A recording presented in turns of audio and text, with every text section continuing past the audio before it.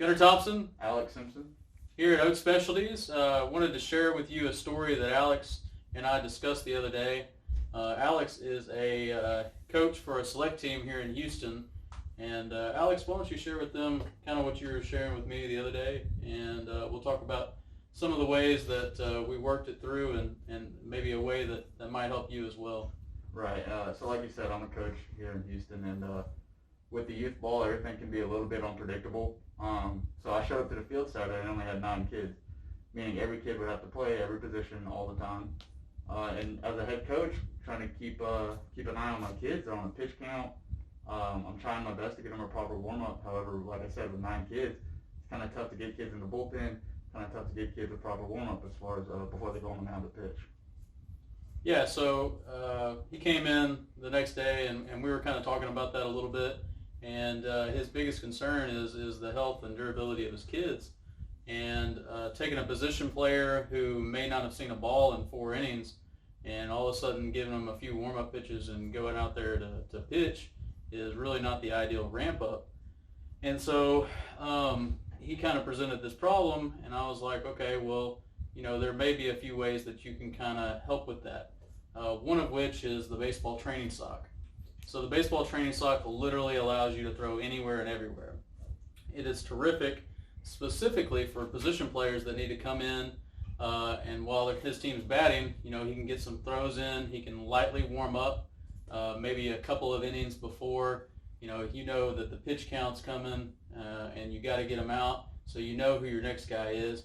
So maybe a couple innings before that, you have them throw a few throws with the baseball training sock whenever they're hitting, and then the next inning comes around and he throws some more in the baseball training sock, and he can even do a full delivery in the baseball training sock, which is great, so you don't need a catcher. But it's a really good tool to help them warm up and better prepare so that when he goes out there, he's not just cold and having a really steep ramp up whenever he is having to go in and pitch. So that's really the first tool that we talked about, and really the first little tip that I think in the future will help him whenever he's coaching his kids, especially if he's limited on personnel. The other thing is actually what I got on my wrist right here, the exercise band.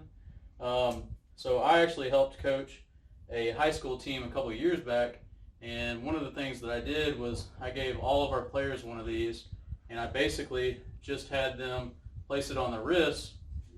And why that's really beneficial is it's real quick and easy. It's a simple, effective way that they can get a warm-up in. I mean, it's just getting blood flow to the arm.